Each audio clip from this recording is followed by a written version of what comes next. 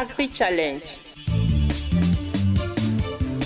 le magazine de l'entrepreneuriat agricole et du développement durable.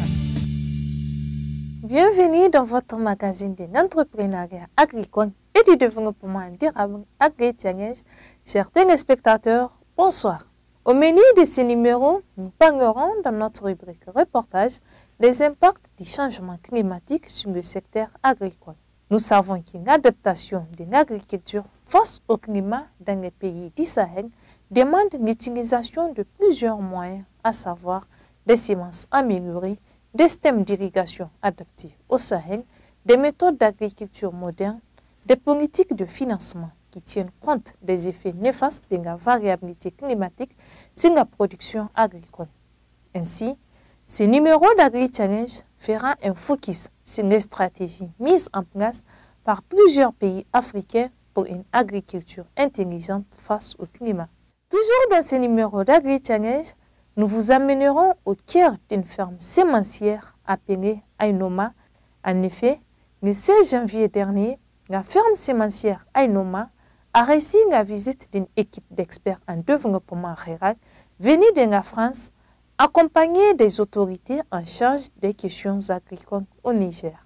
Restez avec nous pour le développement de toutes ces rubriques. A tout de suite.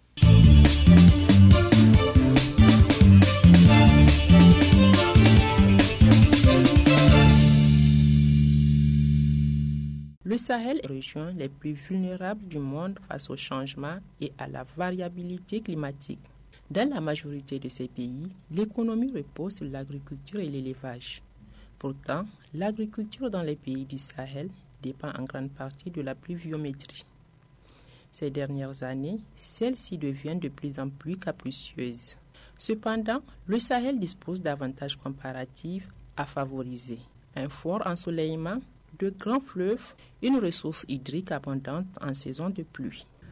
Ainsi, pour adopter l'agriculture au changement climatique, plusieurs mesures ont été prises par les pays africains. Le Burkina Faso a validé un programme d'action national d'adaptation. Ce programme qui vise l'introduction et le développement de la riziculture pluviale, l'utilisation de variétés précoces de céréales et la substitution de certaines cultures à d'autres plus résilientes. Le Bénin aussi a adopté une stratégie pour le développement de l'agriculture intelligente face au climat. Cette stratégie vise à augmenter de manière durable et équitable la productivité et les revenus agricoles, à renforcer l'adaptation et la résilience face à la variabilité et au changement climatique.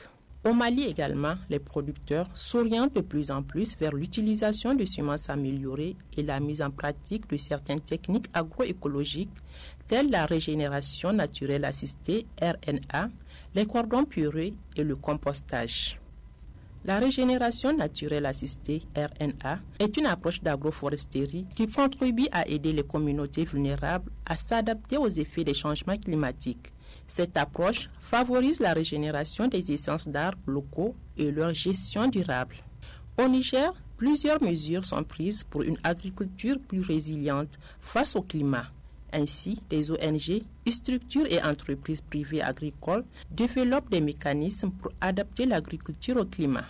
Au Sénégal, des exemples de pratiques d'agriculture intelligente existent, particulièrement avec les agriculteurs appuyés par le gouvernement et les ONG qui travaillent dans le secteur agricole. On peut citer entre autres l'utilisation des semences certifiées de haute qualité et des variétés diversifiées, les bonnes pratiques agricoles, lutte contre les incendies, désherbage, les cultures intercalaires, l'agroforesterie, la régénération naturelle assistée, l'utilisation appropriée d'engrais minéraux et organiques, le paillage et le compostage et bien d'autres méthodes d'adaptation. Agri-Challenge. En agriculture, les semences jouent un rôle stratégique dans la quête d'une meilleure productivité. Elles sont les facteurs déterminants de la production et constituent de ce fait un puissant moyen pour les producteurs de résister durablement aux intempéries liées au changement climatique. L'adaptation de l'agriculture au climat demande l'utilisation des semences améliorées pour une bonne production. Aujourd'hui, les entreprises semencières produisent des semences qui peuvent être adaptées à toute saison. En tant que structure semencière, nous produisons des semences améliorées Je dirais, on produit toujours les mêmes semences avant. La recherche encore n'a pas mis au point des variétés qui, je pense, qui sont adaptées au changement climatique. Ils ont commencé. La recherche a commencé, mais vraiment c'est à un niveau très timide. Ils ont beaucoup de variétés qu'ils ont développées, mais que les producteurs ne connaissent pas. Alors, nous, notre travail que nous devrions faire avec la recherche, c'est vraiment une collaboration très étroite pour pouvoir vulgariser, mieux vulgariser ces variétés pour que le producteur puisse y avoir accès. Il s'agit de certaines variétés qui sont très précoces. Il y a certaines variétés qui sont dans le pipeline, qui sont en train d'être vulgarisées. Nous avons travaillé avec l'ICRISAT sur une variété qui s'appelle Chapki, qui fait 60 jours et qui est biofortifiée. Je pense que ça, c'est une très bonne variété qui pourrait être très vite adaptée par les producteurs. Voilà, donc, mais aussi, il y a d'autres variétés, comme des variétés hybrides, que l'ICRISAT et puis le INRAN sont en train de développer. Ça aussi, ça pourrait permettre un peu de mieux s'adapter à ces changements climatiques-là. La maîtrise de l'eau est un enjeu clé pour l'agriculture africaine. L'initiative pour l'adaptation de l'agriculture africaine au changement climatique en fait l'un de ses grands combats. Elle promeut et soutient des solutions visant à améliorer durablement l'irrigation des cultures. Plusieurs pays du Sahel ont pris des initiatives d'irrigation efficaces. Celles-ci visent à augmenter sensiblement les investissements en matière d'hydraulique pour atténuer les effets de la variabilité et du changement climatique. Au Niger, des entreprises agricoles comme le Centre africain agrobusiness innovent en mettant à la disposition des producteurs des systèmes d'irrigation économes et adaptés à tout type de sol. Aujourd'hui, on est face à une réalité qui est là, qui est le changement climatique. Et pour nourrir le monde, il faut évidemment une agriculture intelligente face au changement climatique. Donc pour cela, il faut une agriculture avec maîtrise de l'eau. C'est-à-dire qu'il faut une agriculture en irrigué. Et même l'irrigué, il faut des technologies très innovantes. Aujourd'hui, au niveau du Centre africain d'agrobusiness, nous sommes en train de vulgariser une technologie d'irrigation qui s'appelle Hadari, qui est en train de faire l'unanimité dans toute l'Afrique de l'Ouest, parce que c'est un système d'irrigation non seulement simple, adapté au climat de nos pays, notamment sahéliens, mais aussi avec lequel on a des résultats très satisfaisants en matière d'agriculture. Non seulement il est adapté à tout type de sol, mais aussi il est adapté à tout type de spéculation. On peut faire non seulement du maraîchage, c'est-à-dire la production de tomates, du poivron, du chou, tout ce qu'on veut, des cucurbitacées. On peut aussi produire des céréales telles que le maïs, les riz aujourd'hui, et même les milles en train d'être expérimentés avec les hadari, mais aussi on peut l'associer avec d'autres productions, notamment la production arboricole, donc des arbustes fruitiers et même des arbres fruitiers. Le monde associatif apporte également sa contribution à travers des actions en faveur de la sauvegarde de l'environnement et des stratégies pour une agriculture résiliente au climat. Nos premières actions, c'est d'abord les questions de formation et de sensibilisation. Faire en sorte qu'à travers la veille environnementale que nous menons, diffuser l'information climatique à nos membres, diffuser l'information climatique aux communautés avec lesquelles nous travaillons. Donner la bonne information pour que les jeunes comprennent quelles sont les techniques qui sont promues un peu ici et ailleurs, qui permettent d'avoir un meilleur rendement, les techniques qui permettent de rationaliser l'utilisation de l'eau, mais surtout les techniques, ou en tout cas qui permettent les techniques, à quoi ça sert ces techniques de récupération des terres, les demi-lunes, la technique du ZAI, la RNA, la régénération naturelle assistée qui est promue un peu partout et qui donne des résultats. Aujourd'hui, c'est bien de voir qu'au Burkina voisin, on pense que c'était le berceau de la technique des ZAI, mais alors que c'est une technique qui a été développée au Niger et qui est utilisée par nos paysans. Donc, aujourd'hui, ce que nous conseillons, bien ce que nous faisons, c'est de faire comprendre qu'au niveau local, il y a des connaissances endogènes que nous devons utiliser pour développer notre agriculture. Et cela a permis à beaucoup de pays d'émerger. Au Niger, tout le monde est conscient du problème climatique. Tout le monde est conscient des effets du changement climatique puisque nous les vivons. Mais on n'est pas au même niveau d'information, on n'est pas au même niveau de prise de conscience par rapport à la problématique. Donc c'est pourquoi nous pensons que nous devons en tout cas intensifier nos actions de promotion de ces techniques durables dans le domaine de l'agriculture, mais également des partages d'expériences un peu partout. C'est ce que nous avons fait même l'année dernière en invitant des paysans du Burkina ici à Tillabéri et en amenant des communautés de Tillabéri au Burkina pour voir ce qu'ils font des paysans ou des groupes de femmes au Burkina dans le domaine agricole.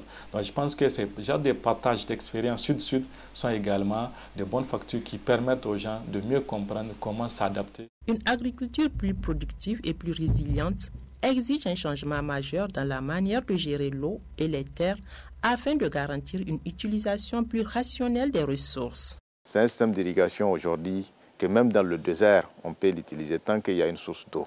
Donc ce qui fait que vraiment c'est un système d'irrigation qui est le bienvenu dans nos pays sahéliens en général. Le système fonctionne avec plusieurs sources d'eau et des systèmes d'exor.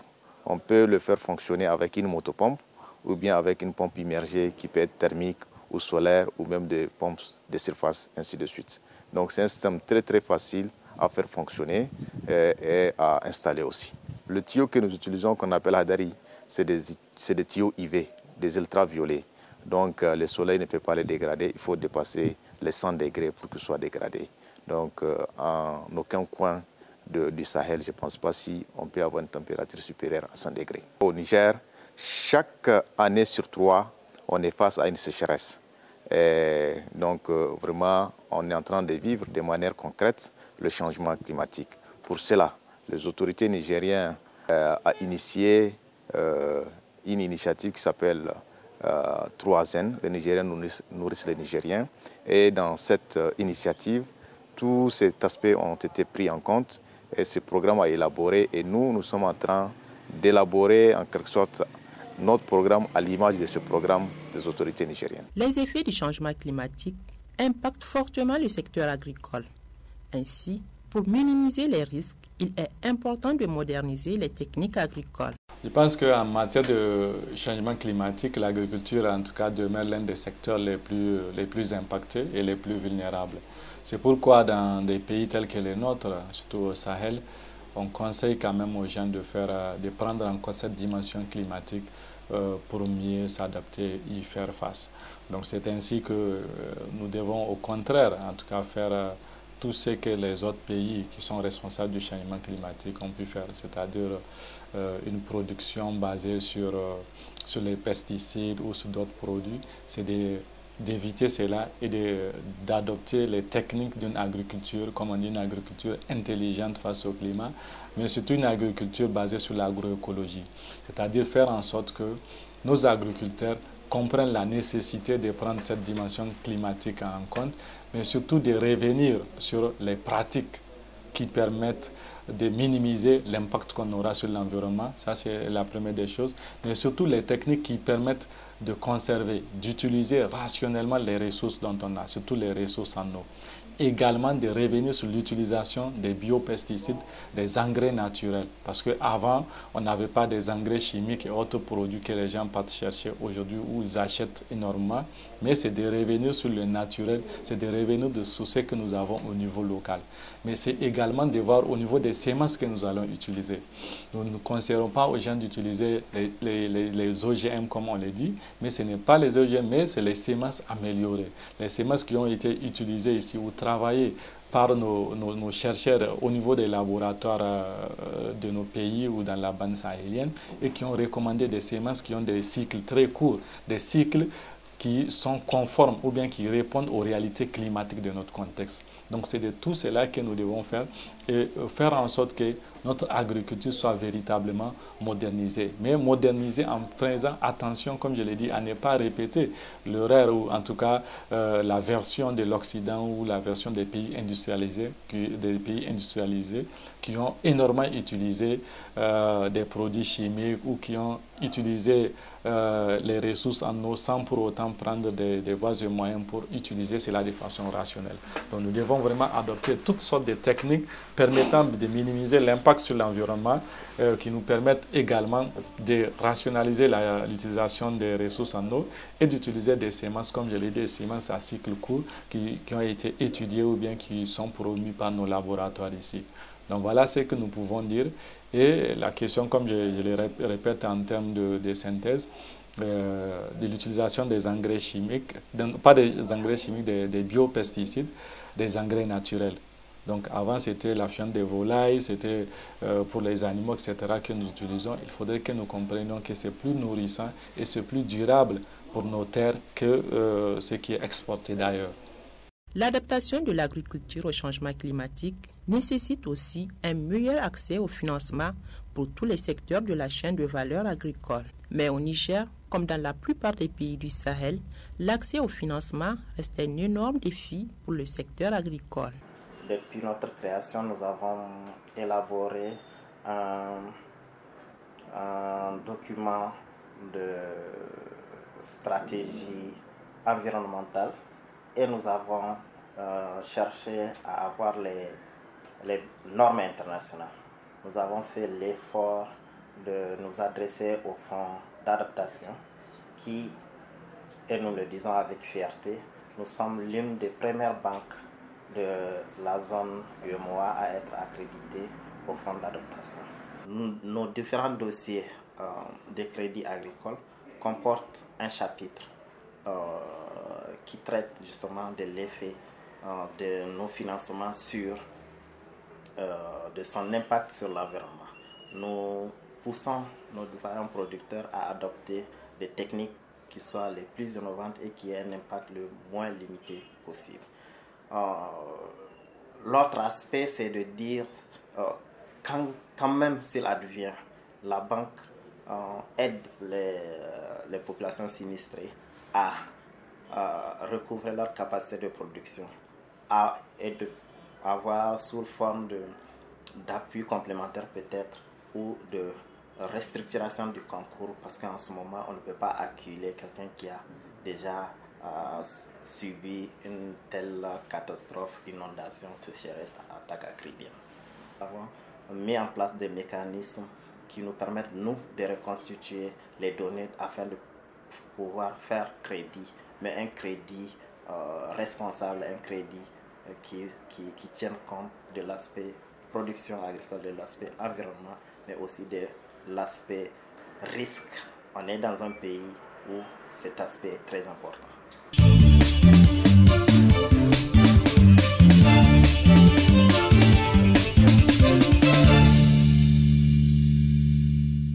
La production de semences améliorées est un aspect important pour renforcer la sécurité alimentaire. L'utilisation des semences améliorées ou de qualité est une nécessité absolue pour développer la productivité agricole dans les pays du Sahel.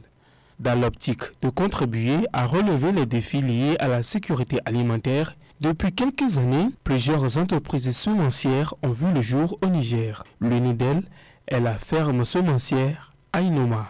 Ainoma est spécialisée dans la production et la commercialisation de plusieurs gammes de semences améliorées pour l'agriculture pluviale et pour le maraîchage. Son objectif est d'offrir des semences de bonne qualité aux producteurs agricoles, même les plus pauvres et éloignés. La ferme semencière Ainoma est située dans la localité de Tamou, à 120 km au sud-ouest de Niamey. Pour constater l'importance de la contribution de Ainoma dans le développement agricole au Niger, une importante délégation d'experts français a visité le site de production de Ainoma le mercredi 16 janvier 2019. Cette délégation a été conduite par le haut-commissaire à l'initiative 3N. Les Nigériens nourrissent les Nigériens, accompagnés des cadres du ministère de l'Agriculture. La ferme semencière Ainoma est une initiative privée de feu El Hadji Salif Mahaman qui était un amoureux de la terre et qui avait une vision très positive et perspicace de l'agriculture nigérienne. Cette entreprise familiale qui est en activité depuis 1987 a été structurée en 2006. Elle dispose d'un patrimoine foncier de 623 hectares de tête dunaire, dont 115 hectares irrigués, environ 12 000 arbres fruitiers en production. Nous avons également une retenue d'eau permanente de grande capacité, nous permettant de produire sur toute l'année. Aussi, nous disposons d'équipements et d'infrastructures, dont un siège social à Niamey, une unité de traitement, de conditionnement de semences, en plus d'un laboratoire d'analyse, des équipements de production, des tracteurs, des divers systèmes d'irrigation, des pompes solaires, pour ne citer que cela. Alors, la ferme semencière Aïnouma poursuit des objectifs suivants. Faciliter l'accès aux intrants de qualité aux communautés villageoises en améliorant l'approvisionnement. Promouvoir les activités d'agribusiness par la contractualisation de la production, la transformation et de la distribution des produits agricoles. Améliorer les conditions de vie des populations dans nos zones d'intervention. La ferme semencière Aïnouma emploie aujourd'hui en permanence 72 personnes. Elle travaille également en collaboration avec des femmes formées en groupement dans le cadre de la production des semences, des céréales de consommation et de la transformation des produits agricoles. Comme toute entreprise, nous avons nos défis qui, une fois relevés, feront de notre zone un des greniers du Niger. Il s'agit principalement des infrastructures routières qui nous permettraient d'avoir un accès plus facile aux marchés locaux et d'avoir une meilleure circulation des personnes et des biens. D'un appui en formation et équipement pour les femmes de Aïnouma, ça nous tient à cœur, ça va nous permettre aussi de toucher un plus grand nombre de nos sœurs. Un accès au crédit agricole avec des taux d'intérêt assez intéressants, assez bas, qui nous permettrait de faire des grands investissements et améliorer nos performances en tant que structure privée. Pour ce qui est des perspectives, la ferme Aïnouma projette de contribuer à rehausser le taux d'utilisation des semences améliorées au Niger, de développer son réseau de distribution pour couvrir toutes les régions du Niger, d'accroître ses capacités de production de semences pluviales et surtout maraîchères, parce qu'une grande partie des semences que nous consommons, les semences maraîchères, sont des semences importées. Donc ce serait une très bonne chose que nous puissions nous-mêmes produire nos propres semences localement. D'introduire et vulgariser de nouvelles technologies agricoles pour l'accroissement de la productivité au Niger. Après la visite de la ferme, Eric Orsena, père en développement, s'est dit satisfait de la qualité du travail au sein de la ferme. Le président a lancé un projet qui s'appelle les 3 N, que les Nigériens nourrissent les Nigériens. Et donc, il fallait trouver un endroit, parce que moi j'aime le concret, hein, je suis un reporter, un écrivain, et donc j'aime bien voir les gens. Et donc il fallait trouver un endroit où on mette en œuvre ce grand projet. Et alors, je suis très admiratif de ce que j'ai vu ici dans cette ferme. Parce que c'est une ferme qui produit, mais c'est une ferme qui ne fait pas seulement ça. Car elle produit en cherchant les meilleures manières de produire. C'est-à-dire en augmentant les rendements, ce qui est, vous savez, extrêmement nécessaire, avec des résultats incroyables. Je prends un exemple. L'oignon, au début, c'était 10 tonnes hectares, et on peut arriver à 30 et monter jusqu'à 80. Pourquoi ? En ayant des meilleurs engrais et en gérant mieux l'eau, qui est un bien rare, comme vous savez. Donc ici, il y a déjà ça. C'est-à-dire on produit, mais on cherche pour produire mieux.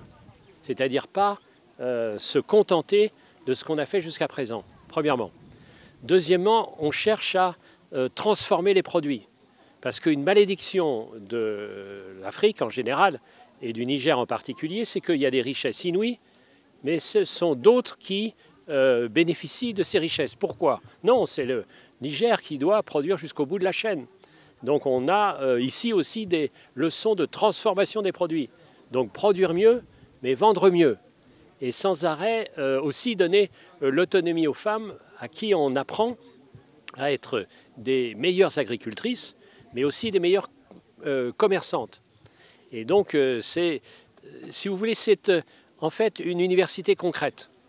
C'est pour ça que j'ai parlé avec la directrice en disant que ça devrait être un stage obligatoire dans les universités ou dans les collèges ou dans les lycées agricoles pour qu'on quitte un peu les livres et qu'on vienne ici voir concrètement ce qui est possible de faire. Et puis, dernier point, c'est que c'est extrêmement beau, extrêmement bon. Et c'est beau parce que vous avez des vergers magnifiques, vous avez des modes culturels. Il se trouve que j'ai été longtemps professeur d'économie agricole, donc je connais ces questions. Et quand vous avez 3 étages, des mangues, vous avez du maïs et en dessous vous avez des piments ou du poivron, évidemment, d'abord vous protégez les uns les autres du vent, mais en même temps vous protégez le sol de tous les ruissellements. Donc c'est extrêmement intelligent. Les initiatives de la ferme Aïnouma concourent à l'objectif fin zéro visé d'ici 2030. Ainsi, pour renforcer davantage les capacités de la ferme semencière Aïnouma, celle-ci pourra bénéficier de l'accompagnement du Fonds d'investissement pour la sécurité alimentaire et nutritionnelle, FISAN. Ce fonds vise à soutenir les acteurs de la chaîne de valeur agricole pour relever les défis de l'autosuffisance alimentaire au Niger. C'est la preuve que nous sommes sur un très bon chemin de développer notre agriculture, donc d'accroître et diversifier nos productions, d'alimenter nos marchés en produits localement et de très bonne qualité, d'enrichir les producteurs dans nos villages à partir de l'activité agricole et de renforcer la résilience des populations grâce à tout ce que nous sommes en train de faire. Et vous voyez, donc, c'est typiquement les types d'innovation que nous souhaitons accompagner. Nous avons mis en place dans le cadre de l'initiative 3N un fonds d'investissement pour la sécurité alimentaire et nutritionnelle. La dame qui est promotrice nous a dit tout à l'heure qu'elle avait un problème d'accès à cause d'une vingtaine ou d'une trentaine de kilomètres de pistes qu'elle doit faire à partir du goudron et produit énormément de choses ici. Elle veut connecter ce site de production au marché ou à la route principale. Nous avons mis en place le FISAN qui peut financer les routes dans le cadre d'un de ces guichets, le guichet numéro 2. La commune peut porter un projet comme ça et financer une piste pour désenclaver cette zone de production. Le FISAN que nous avons mis en place permet aussi à cette dame et à d'autres agriculteurs d'avoir accès au financement pour développer leurs projets. Donc voilà, ça c'est quelque chose que nous sommes en train de mettre en place dans le cadre de l'initiative, que nous avons mis en place du moins dans le cadre de l'initiative 3N pour développer l'agriculture, pour soutenir ce genre d'initiative et voilà, pour atteindre nos objectifs de l'initiative 3N, de développer durablement notre agriculture avec des mécanismes durables de financement. Parce que vous savez, le financement, c'est extrêmement important. Donc nous, on a essayé de régler la question du financement, mais aussi la question du conseil agricole. Et la question du conseil agricole est financée aussi avec le FISAN, parce que la facilité 3 du FISAN, c'est financer la recherche appliquée, financer le conseil agricole et financer aussi le renforcement des capacités de tous nos acteurs agricoles. Tout à l'heure, elle nous a montré des arbres fruitiers qui sont en train de mourir. Alors, la facilité 3 du FISAN va financer pour elle, en subvention, des chercheurs qui vont venir regarder quel est le problème qu'elle a, ou simplement des agents d'agriculture qui sont expérimentés, ou des ONG ou des GIE qui sont spécialisés dans ce domaine, qui vont venir regarder quel est le problème qui fait que ces arbres meurent. Ils vont faire le diagnostic pour elle et ils vont lui recommander quel traitement il faut mettre en place. Et ça, le FISAN les finance en subvention pour l'ensemble des agriculteurs, pour l'intérêt de notre agriculture, pour réussir l'initiative 3N. La ferme semencière Aïnouma est la deuxième en termes de production de semences au Niger. En 2017, elle a produit 805 tonnes de semences de qualité, toutes spéculations confondues. Agri-Challenge. Chers téléspectateurs, nous espérons que vous avez très bien apprécié ce deuxième numéro d'Agri-Challenge sur votre télévision Africable. Pour tout renseignement, vous pouvez nous contacter sur les adresses qui s'affichent sur vos écrans ou interagir avec notre équipe sur les réseaux sociaux à travers nos pages Facebook. Merci de nous avoir suivis. À la semaine prochaine.